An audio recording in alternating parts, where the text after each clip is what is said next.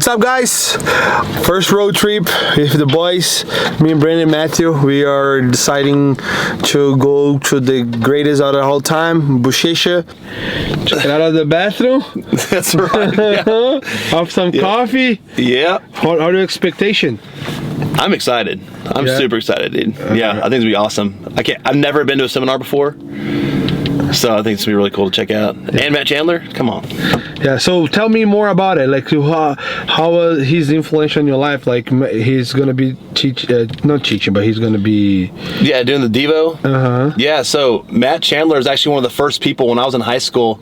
Back, I think even maybe he was in college. He used to come and lead our like Disciple Nows or like little youth group stuff.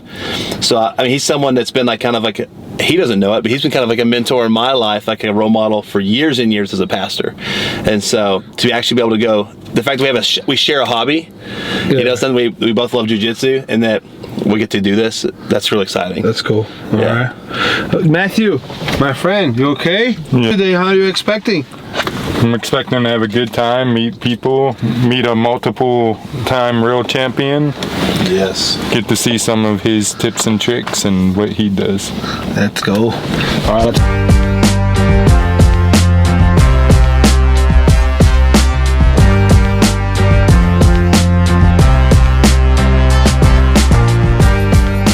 What's up, guys? We just got to this bakery called 85 Bakery Coffee. I'm gonna show some goods here, guys.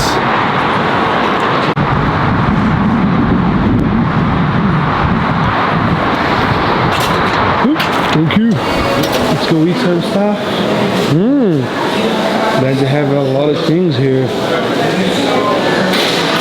Wow, looks so good. Oh yeah. I don't think the coffee gonna be the best, but the actually food looks good. Let's have a look over here. Oh my God. For those who know me, know I love this. Oh yeah. Oh yeah, baby. There we go. That would be a good place to. That would be a good place to come after. You gotta get this. What is that? Red bean bread. I never ate. No, never. You didn't try it. Nope. I'll buy it for you. Will you try it if I buy it for you? Yeah, but I don't know. After I can do it. What is this? It's beans? Beans? Chocolate sweet. No. Try it. I don't know, Matthew. I'll get it for you. Here. Yeah, I like this one. Ham and cheese. That's my favorite one. Chocolate croissant. Oh, it's right here in the bottom. Okay. That's what I looked like earlier. I'm gonna get something so I can get it. So pretty much this is what I'm getting. This is ham and cheese. This is a kind of hot dog with garlic. And this is pastel de Portugal. Very good. And I'm gonna get some coffee. What are the boys getting? What are you getting, Brandon? Oh, man, look at this. A panettone, like a bread, huh? What are you getting, Matthew? I'm not sure. Chocolate croissant, ham and cheese. It's good. But I'll get some coffee too. Let's go. They let me do here. There we go. Like that. Ooh. There you go. Thank you. And also, I ordered a coffee. It was not bad. Honest, I think $17. I bought a lot of stuff. Of course, I'm not gonna eat all this before the seminar. I bought some for go. It was not bad, right? The pricing wise? You got a coffee or no? Yeah, so it looks good. I think it was a good option. Brandon, he wanted to go to the Starbucks, of course. His love place. But I think this was good. And let me just try to show the people making coffee and like juice and stuff. I think that'll be good.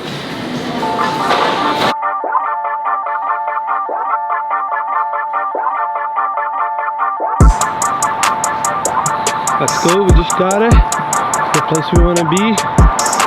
And in the parking lot, let's go inside.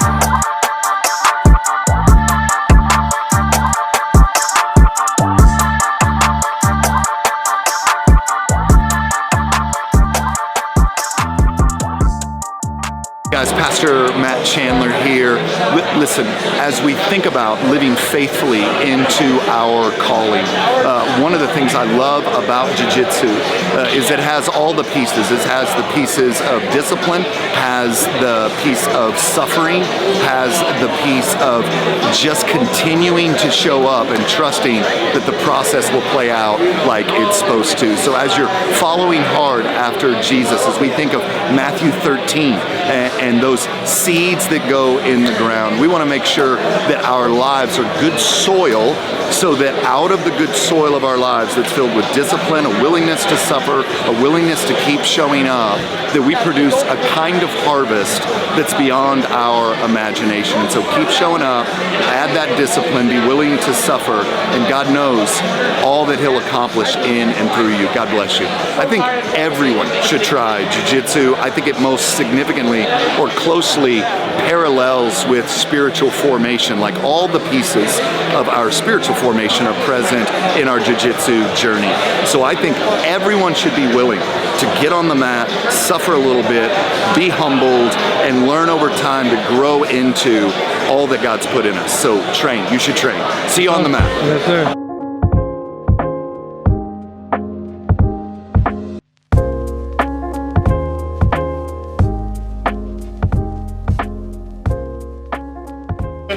For me, it's a huge honor. I feel honored to be here, to be invited, to be part of such a great event, such a great people, and I'm really excited. Of course, every time I step on the mat, I shake everybody's hand, but for a big reason. For obviously here, I couldn't make it today. So many people could still shaking hands by now, but I really happy to be here with everyone. So, for the drill, for the class,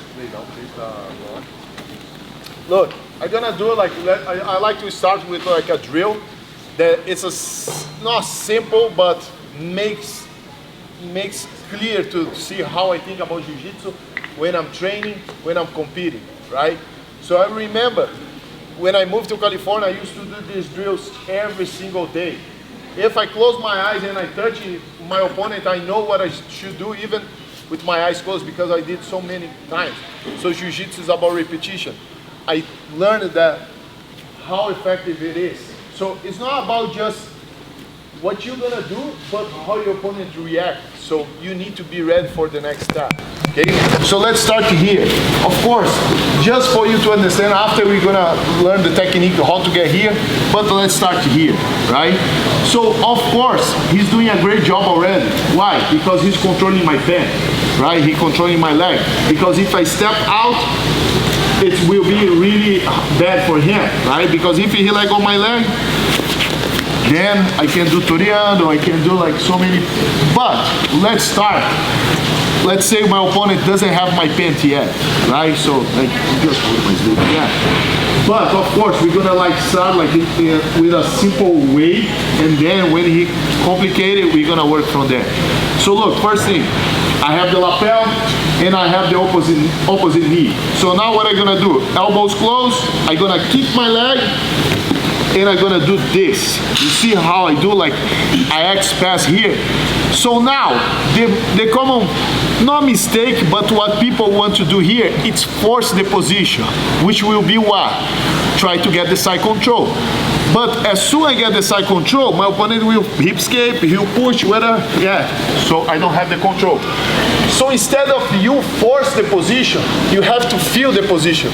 You have to, I have in my head, in the top of my head, when I get here, my opponent has on the top of my head 3 reactions, which would be facing me, exactly, or hip escape, whatever, give the back, then I'm gonna attack the back, or a lot of times you see, like you feel when you wanna just be defensive. So no, yeah, just like, he just stay, you know what I mean? So he stay. So or either he gonna face me, he gonna give the back, or he just gonna stay. If he stay, then it's easy for me to drop and get the side control. But like I said, I need to be prepared for all the reactions. If I feel like he's not reacting, if he just want to survive, protect the neck, great, I get the side control. But if he reacts, most of the times, what he gonna do? Hip escape. He's gonna swing the leg over, but he's gonna face me. As soon as he faces me, yes, yeah, but of course, you see, if I stop here and move too much, I'm gonna give him time. But as soon as he starts facing me, look at his shoulder. You see, when the shoulder comes out of the mat, what I'm gonna do? I'm gonna step over his head, I'm gonna let go the chest, and I'm gonna spin over. And I'm gonna finish on the back here, right? So, So look, I push, he just hip escape. That's, a lot of people think about like, oh, it's about speed, but it's not just about speed. But people like do different reactions, but let's say people like turn really fast. So look, when he turns, boom, I block. I did that one fight, like a big fight back in the day. I control the biceps, my opponent turn, no, boom, then I throw the leg, boom, arm bar right there. But, of course, if you see the arm bar, oh, that's such an advanced move. But it came from the drill, from the simple drill, right? Because I knew or he would face me, stay, or turn. In that case, he turned. Oh, sorry. Boom. Then I block there. So you see, they're gonna give me space to a different back take, or a neck, or arm bar, but all came from the drill. All came from the basic, right? So try to get my leg. Boom. Facing me. And I still have the leg. Okay? So that's the idea about being one step ahead. So look the lines. I pass, my opponent turn. I step over the head. I let go the chest, and I just do like a capoeira move. And I'm gonna be, see, in the same line. That's the idea. That's why I keep the leg. Make sense? Yes, sir. Everybody got it? Yes, sir. So like I said, I used to do drill every single day as warm up. So every time you do, you feel, you see better. And you're gonna be always 1-2 steps ahead of your opponent. They're gonna make you just be attacking and he's like defending. In Jiu-Jitsu, whoever is like defending, he's losing, right? You're giving him problems to solve. Eventually he's gonna do mistakes. My God? Yes, sir. During a fight, the other person's not gonna be like hanging there. That's why you have to show the real reaction. You know what I mean? I was talking to somebody, like, look, if I come here, if you're facing me, then I go to the other side. If I come here, you give your back? No. I just follow you. You know what I mean? So that's why you need to be able to read your opponent, right? So sometimes instead of if you force the position, you have to read more. So it's like a chess game. I move one piece, my opponent moves another piece. Don't try to move like three, 4 pieces at the same time, so you're gonna force too much. So wait, feel the reaction. Understand what your opponent is doing. So that's why when you're gonna be 1 step ahead, that's the idea. So look, now, let's say, nowadays when you watch like somebody fighting, especially like blue belts and black belts are doing the same guard, which will be controlling the leg. Why they control the leg? Because if they let go, it's too easy for me to do the toreando, to do this kind of pass, so my opponent will be behind. So he doesn't want to give me that space. So the leg control will give him more cover, right? Security, because I'm not gonna be able to step away, and then at the same time, it's gonna be, look, breaking my posture. So look, I didn't ask him to do this, but he has the hook outside, he has the hook on my leg here. So then from here, he can like do anything. Push me away, sit, start like, yes, sit up, maybe shoot the leg like single leg X. So everything gonna start from this leg grip, right? So first, we're gonna maybe like see 2 different passes and then a submission from this. So first thing, my opponent has the grips. First thing that I have to do is what? Feel comfortable. So my opponent, what he wants, you see what he did? He pushed and he put pressure here. So he make me out of balance. Look, I'm facing him right now. Who is 1 step ahead? Him, because now, whatever he's doing, he's ahead of me. I'm not worrying about passing his guard. I'm worrying just getting back to my posture. So look, first thing that I have to do is what? Worry about what's making me uncomfortable. A lot of people are gonna say the grip. Yes, but if I break the grip and go to the legs, he holds again. So we're gonna be in a fight for nothing, right? So first thing what's really bothering me is the legs, right? So first, I have to be facing my opponent. So knees out, right?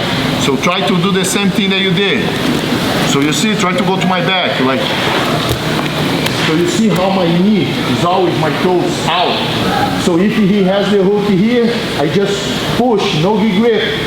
Push the leg and straighten my leg. Keep the hook, for real, keep the hook. So you see, just straighten the leg, push the leg, he has no hook anymore. Buchecha, he has such a long leg that cannot break. Then you just push with the hand. So this one, don't let me push down. So look, he's strong. Why? Because he's touching my leg. If I step out, don't let me push down. So look where we are. Same position that we just did. But now he has my leg. If in any case he let go, okay. But now look, he's worried about this because he knows if he let go my leg, he will be in trouble, right? I can kick out and I can do the same move that we just did.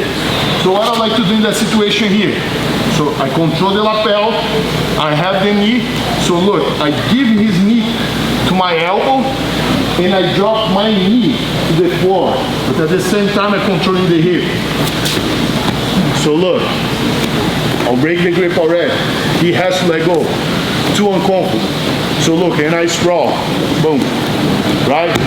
Look where I am right now. We're gonna work this position, right? Call that like folding pass. A lot of people call like pressure pass, whatever you call. But the idea is to put all your weight in one spot with your leg. So that's the beginning for any pass that you're doing. So look, open knees. Like try to do anything. Like try to shoot in, sit. You see when he sits, even like hug my leg. But look what I have, the underhook. So it's not gonna be good for him, right? So look, knees out first. Ask your opponent, try to like go to my back or try to, yes. And then.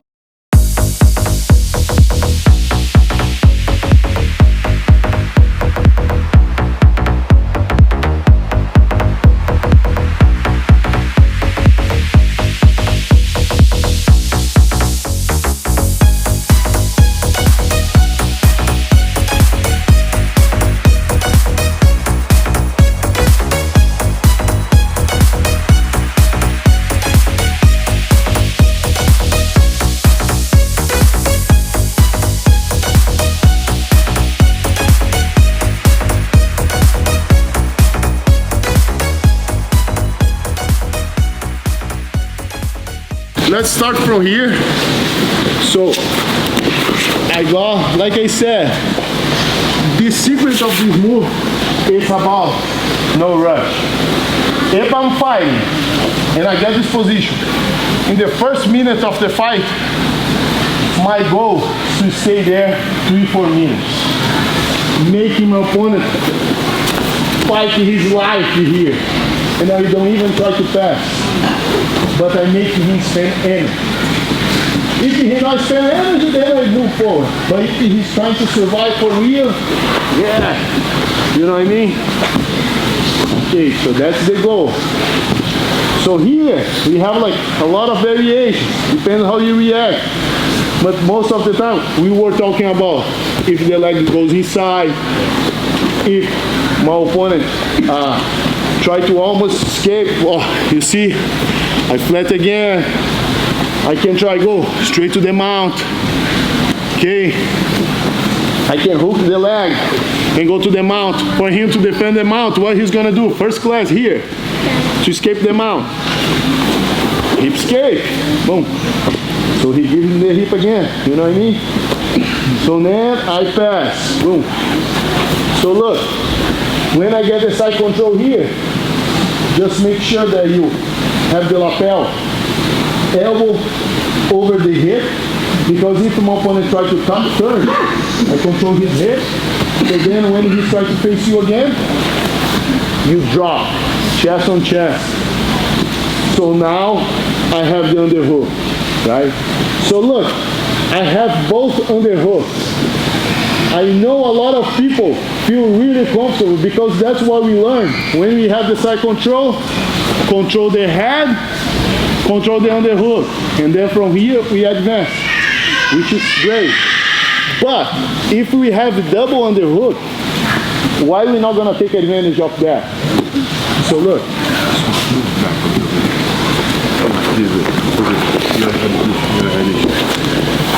So look, I just put him in the line for you to understand. Look at his head, he's in the line. And my head is in the line here, right? So I have double underhook. So now what he's gonna do? He's gonna protect because he does, yes, exactly. He's gonna defend, he's gonna push. My goal here is now, what's gonna be? Look, I put my chest forward just to like cover like his body. And now I just put my knee in his belly here, right? Not to score points, but to open space to go all the way across his belly. So look, now that I point my knee, I go all my shin, but at the same time I open my elbow. So look, my head, turn here. So now try to go like half guard. So look, I straight his leg here. And now my hands are going to the mat. So try to put the half guard. So when you mount, I want to hear this, look. So see how I turn my hip? You're gonna try close the half guard. Then I go to the mount. But see the difference, the pressure that I apply. So now, look, really important. Look at his hands up. That's the goal. If I get too easy like this, great. Most of the times, my opponent gonna be fighting back. Perfect, just like he did. So don't try to drag your hand. Walk with your hand. So look, a detail that's really important. I want to attack this arm. So I start like setting up this arm first. So look, I walk this hand first. Control his ear. And then push back this arm. Yes, so now look, walking hand. Hand, toes, hand, toes. So see, when you look down, you're gonna see IX here in his arms. So I'm gonna choose always the top arm. That's why I start setting up the other arm first. Look, I'm gonna control the opposite arm. Make a grip here on the triceps. Now I slide my arm over his face. Just see how I pinch in his arm here, right? You can have the head, but most of the times the opponent is gonna put the head down. So it's gonna be hard to have the head as well. You can have the head as well, but this is what happens most of the times. My hand is on the mat. Now 4 steps. First one, put my knee next to his ear. Do the same side of I want the submission. So look, 1. Second step, keep it heavy. So you see my chest connect, my elbow close, drop the weight on my knee, and my toe still on the mat the whole time. My heel, and I shift. Never do this. That's the moment you're gonna lose the position. So make sure, look, my thigh is like pressuring his chest. My toe, my foot, now my heel, shift. Second step. Third step, look, I'm facing him. Hand on the mat, shift, but at the same time I shift, I turn him a little bit to the side, so look. So see what I'm doing with his head. Gotta be real. control his triceps, drop. If you don't feel comfortable, control the leg. Whatever you do, drop the weight, pass the leg over. See, when I pass the leg over, I like to cross my feet, but never straight, right? It's not wrong about being crossed, but I learned it's wrong about crossing the feet. What is wrong is not crossing the feet, it's straightening the leg. If you cross the feet and bring, that's okay. See how I bring his shoulders together? Try to come up, try to turn. Even though, look, I still have both of his arms. Now I get the submission with one hand, two hands, whatever. So that's like, if a white belt asks me how I do armbar, I'm gonna show this one. If a black belt world champion asks me how I do armbar, I'm gonna show exactly the same one. Okay.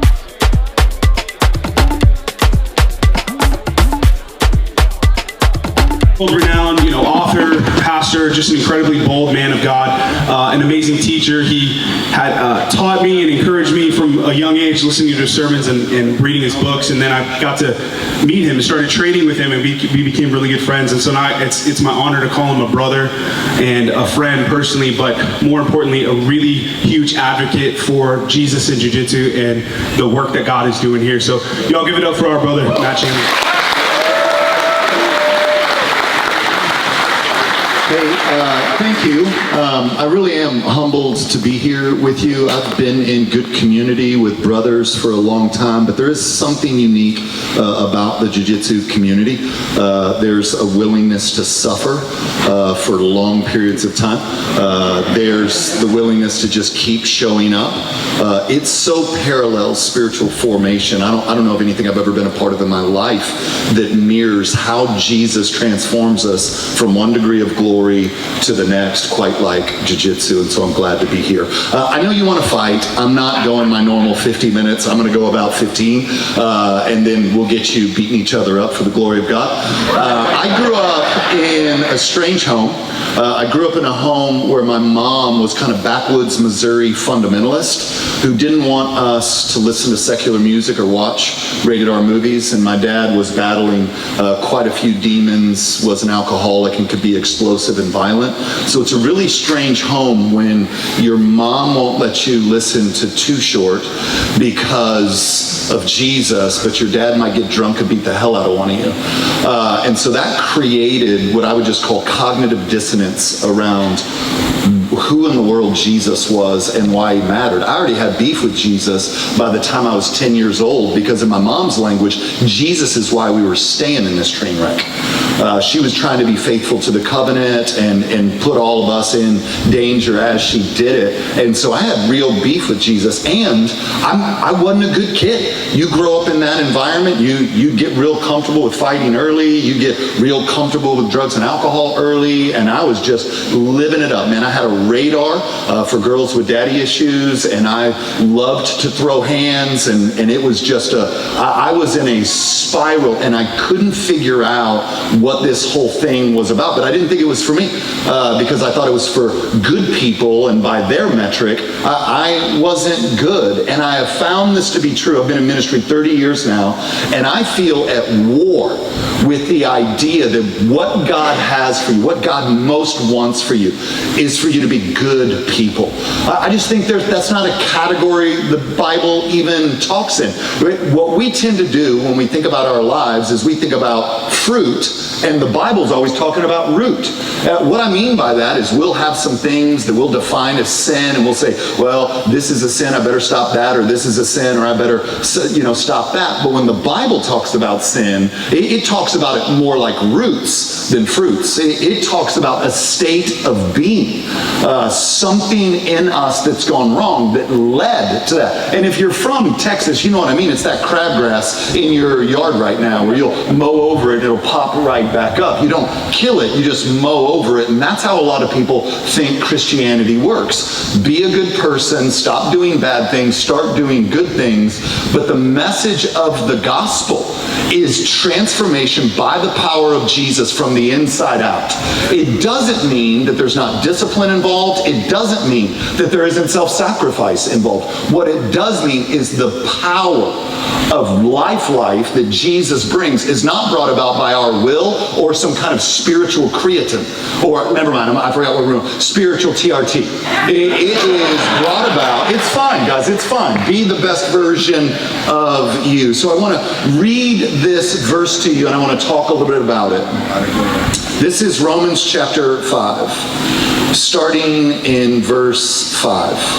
For while we were still helpless, at the right time, Christ died for the ungodly.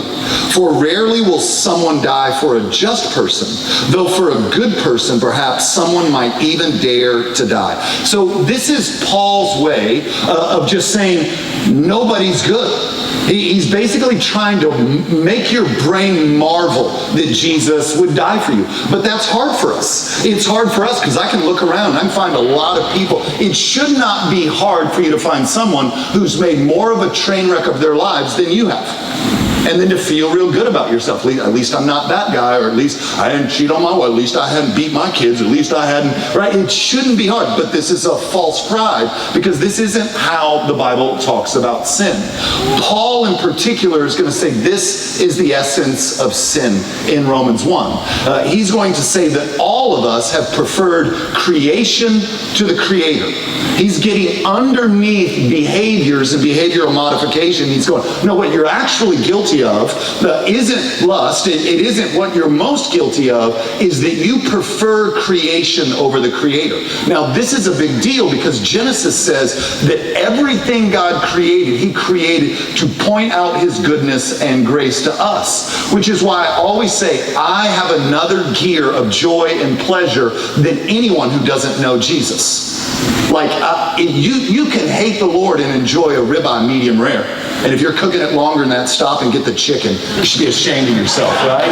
It's like, cook it up, put sauce on it. No, sir.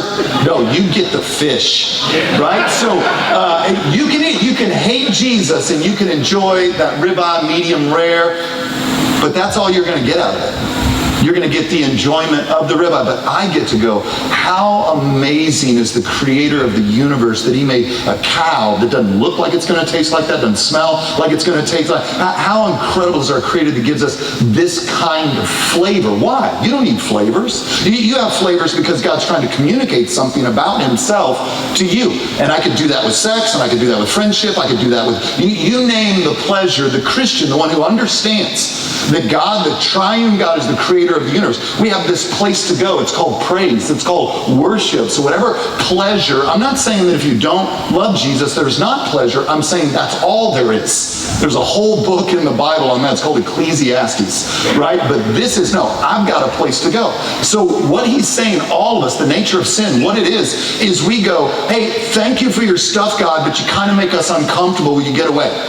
Can I just have your stuff? Will you leave me alone and let me have your sex? Let me have your flavors. Let me have your colors. Let me have your creations. Just not bother me while I enjoy this stuff. This is what Paul says the essence of sin is. He also says that we believe the lie over the truth of God. And that one's a little bit more simple. It just means we think we're smart enough to live our lives like we think we should live our lives and it go well for us, despite all the evidence that goes contrary to that. Like, man, I lived this way for a long time. I failed the 8th grade. How do you fail the 8th grade? How dumb do you have to be to fail the 8th grade? Can you not add? Can you not write in cursive?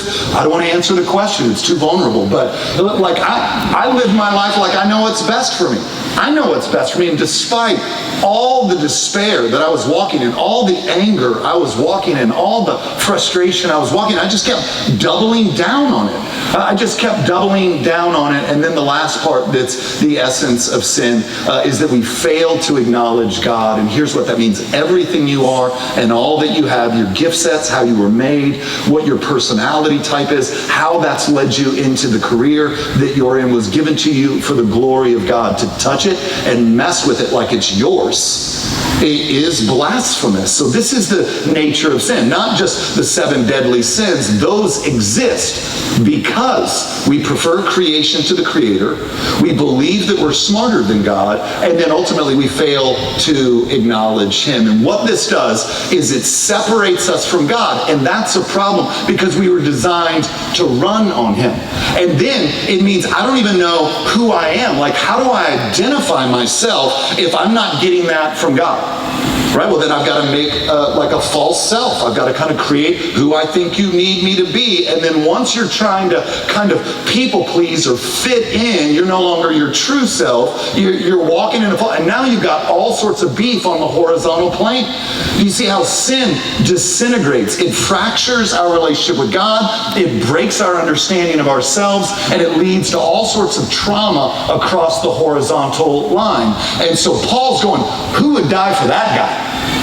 I mean, somebody might die for a good man, and that's a play on words because Jesus says no one's good but God. So he's saying, like, what makes the sacrifice of Jesus for our sins unbelievable is that he died for us. And then the passage continues. And I know you're looking at your watch and you're like, bro, you're starting to sound 50, but I promise we're wrapping it up. It goes on from there. But God proves his own love for us in that while we were still sinners, Christ died for us. And so there's the scandal of the universe that Jesus, and here, you got to listen to me, Jesus didn't die for good people. That's not who he came for. Like the number of guys I know that I've met in Jiu-Jitsu, that I've met around town, that are like, man, if I come to church, Jesus blow me up with some lightning. And I'm like, you're the only kind of people that does come to church. There's none righteous, not one. It's not like the Gospels for Ned Flanders from The Simpsons. Like this is, like I try to highlight this all the time. There's hardly anyone in the Bible we would hire at the village church. Like, who are you going to hire? Moses? That guy murdered a guy with his hands. And then so dumb he couldn't even hide the body well. He just threw some sand over him. Like, I want better ingenuity. You're going to murder a guy, hide the body. And then David, you know David's story? My wife is beautiful. I ain't getting David anywhere near my wife. Right? That brother'd send me on an errand. I'd get killed. He'd be married to Lauren. Like, David's not in. You're not. Now, why is the Bible filled with such grimy idiot dudes? So we would know we've got a shot here. That's what it is. Like, why? Why Paul? Why Saul of Tarsus? He's a murdering blasphemer. He's basically an ISIS leader. Why are you looping in an ISIS leader into the faith? Because he can. Because the blood of Christ covers once and for all sin, past, present, and future, fully, freely, and forever. So that's why, like, I don't care what your story is. You could be a complete piece of crap, and I would just say to you, man, you're God's kind of folk. You're God's kind of man. He pulls from the edges of darkness those who would become his brightest light. Like, you gotta know you haven't outsinned his grace. I want to love you. Get over yourself, bro. Sis. Like, really, you're the one who's too much for the cross of Christ? And then I want to say this in closing. Some of you grew up in church, mama tearfully praying for you to this day. And you just drifted, man. I get it. You went off to school and it wasn't yours, it was hers. And then, man, you just kind of gotten into life now and life's full. And Sunday morning's sweet. Just like get a little bit extra rest, handle some stuff that you got to get done. Man, I get it, but I want you to hear this part because I know there's shame that comes with that. This is the very last verse. I'll tell a story and then we'll be done. How much more? This is after he just said, but God proves his own love for us in that while we were still sinners, Christ died for us. Listen to 9.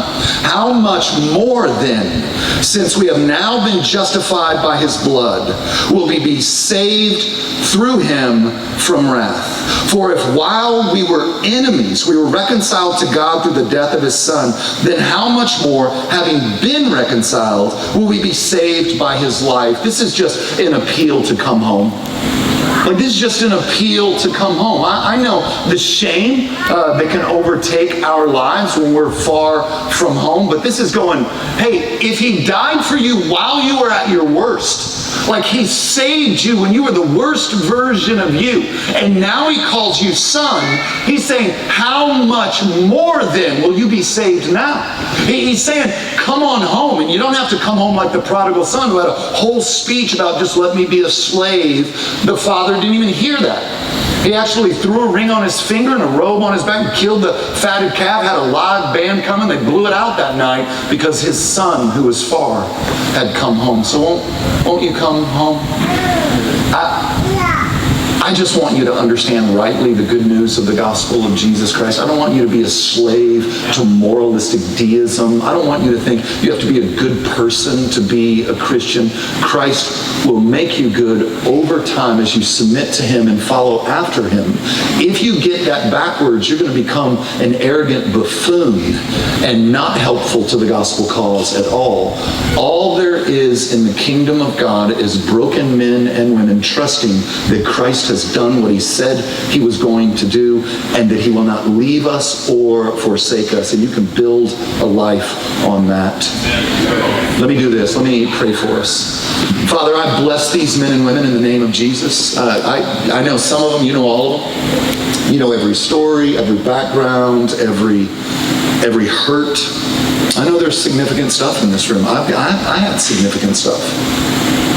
It was hard for me to trust you because of the home I grew up in. There are things even now that I've seen that I can't make sense of. Father, I've seen sickness, I've seen death that doesn't make sense to me. I thank you that you don't ask me to make sense of it. I think you simply ask me to look at the cross and trust that it paid the bill in full. I thank you that the opinions about who you are in this room don't matter. You are who you are. You are the Alpha and the Omega, the beginning and the end. You have always been and you will always be. You and you alone sit at the center of reality. And so I pray for my brothers and sisters in here who don't know you. I just pray clarity that would move them forward. And I do pray. I pray for my former church kids in the room. And just pray that there would be an echo in their hearts to return home, to come back to you, to return to that relationship that maybe at one point was so vibrant and free. I pray a blessing over them all, keep them safe, help their brains pick up this stuff faster, and it's for your beautiful name I pray. Amen. Love you guys. Take care.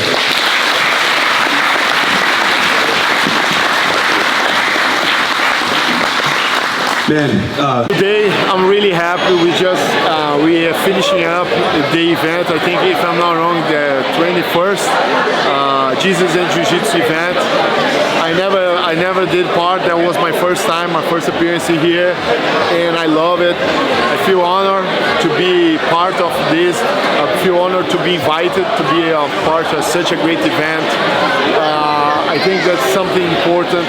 Everybody loves Jiu-Jitsu, so if everybody can love Jesus too, of course, most of the people here already knew about it, but some people didn't, not close enough, and they are trying to make people get closer to Jesus, and that's amazing. That's a great cause, and I feel really honored to be part of that. I really appreciate everybody. They let me to be part of this event, so I'm really happy, and they all of the organization can count on me for the next ones. Yeah, actually I'm training hard, so hopefully this summer I'll be fighting again, this time on this in the cage, so it's gonna be MMA, not Jiu-Jitsu, but hopefully this summer I'm back. There you go.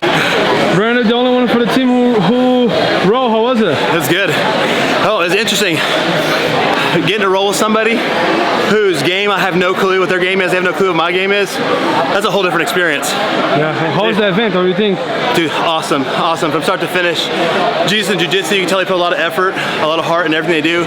They're on a mission. I think they're incredibly successful in that. For all the people that have showed up for this, how many people are still rolling, the partnerships, just the vision, it's incredible. Yeah. Give me Why later. you no Give roll? me later. Give me later. Why you didn't roll, bro? Give me later. Why you didn't roll? Matt went to church today. Oh yeah, for the first time, Matt went to the church today. Good job. That was good. Yeah. What's up, guys? JP Denal here with Jesus and Jiu-Jitsu. Just got done with a phenomenal event, Marcus Buchecha, Almeida, which was an incredible seminar. Also, an incredible testimony from Pastor Matt Chandler. We had about 400 people here, so all the people that were here, it was awesome seeing you. For those that weren't able to be here, we hope to see you at the next one. We also have a roll-a-thon coming up in July that Jesus and Jiu-Jitsu has put together, which I'm really looking forward to. So it's amazing what God has done through the ministry because of the men and women like you that support us, that listen to the podcast, that come to the event, and also, more importantly, that are living Christ-like lives, just leading people to the kingdom through your actions. So appreciate you guys. Love you. Hope you guys have a great day.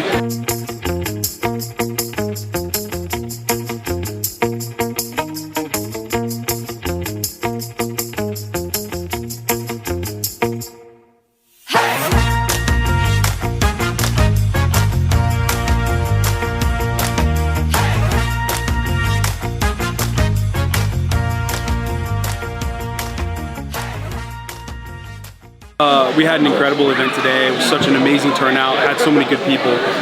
If you would like to help Jesus in Jiu-Jitsu, you can do that by checking out our website. You can donate at JesusInJujitsuUSA.com. You can buy the merch on the website, and you can also reach out directly to us to find more ways to partner with us. We got a roll-a-thon coming up July 26th, and that's going to be an amazing event nationwide. Even worldwide, there's gyms in other countries that want to participate. And so if you want to find out more information about that, you can go to our website, JesusInJujitsuUSA.com, and there's a roll-a-thon block on the website that you can fill out to get more information. But we appreciate you guys, and happy that y'all came out to Jesus in Jiu-Jitsu. Of course, thank you. Brandon said that's the best chick fajita. Let's see. I don't know.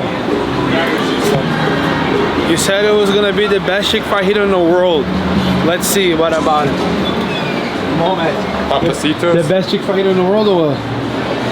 Huh? Yeah. So we just got some food. Ready? Ready? Oh yeah. Let's go. The Texas fajita. Let's see. Let's go, Max. See if it's the best in the world right there. Go. Huh? Oh no. Oh no. That's good, bro. Oh.